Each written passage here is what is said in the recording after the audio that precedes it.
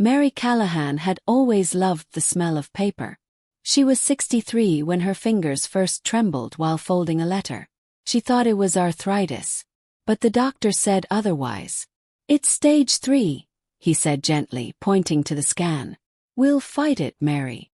But you'll need to prepare." Mary didn't cry, not then. She went home, put on the kettle, and took out her box of stationery. It was blue with little yellow flowers. A birthday gift from her granddaughter. That evening she wrote a letter. Not to her daughter. Not to her sister. But to a stranger. "Dear you," it began. "You don't know me, but I'm thinking of you tonight. Hope you're warm. I hope you ate something nice today. And if no one's told you lately, you matter. You do. Love from a neighbor you've never met." She signed it Mary C. The next day, she placed it in a library book. Then walked away. Mary didn't tell anyone about the cancer yet. She baked muffins for the church like always. She fed her cat, Poppy. And every morning before tea, she wrote one letter. 1 became 3. 3 became 7.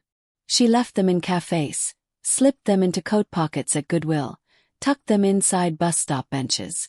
She didn't expect replies. She didn't need any. But one day, a message appeared on the bulletin board in the local bakery. It was written on yellow paper, in shaky handwriting. "To the person who left the letter in my crossword book. Thank you. I was having a terrible day. I cried when I read it. You reminded me people care.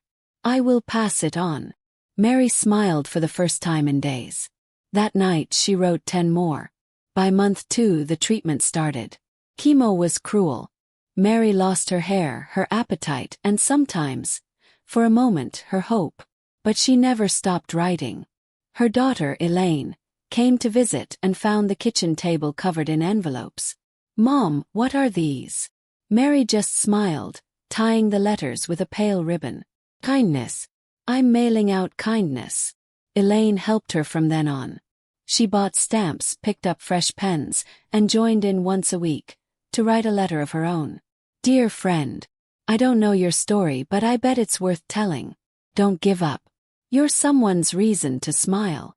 Mary wrote to the tired father in the bus seat with one shoe untied, the teenager reading alone at the park, the old woman walking her dog in the rain.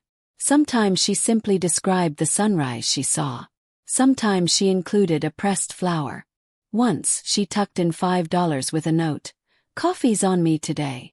And then came the first letter back, delivered in person. A nurse walked into the hospital room with a pale green envelope. "Someone left this at the front desk," she said. "They asked it be given to the woman who writes the letters." Inside was a photo of a small boy and his mother, standing outside a diner. "You left a note under my coffee cup last week. I didn't know how much I needed it. My son and I are starting over. That note helped us believe we can." Mary cried that night. Not from pain but from something softer. Oh. Word spread slowly. The bakery posted her notes on a wall. Kids started writing back. Churches read them aloud. Local news called her the letter lady. But Mary didn't care about the titles. She cared about the feeling. The moment when a folded note turns into a second chance for someone else. At home, the living room wall became a collage of reply letters, pictures, scribbled thank yous. Elaine framed a few of them. One was from a widower. "Your letter made me open the curtains again." One from a single mom. "I read your note during my break.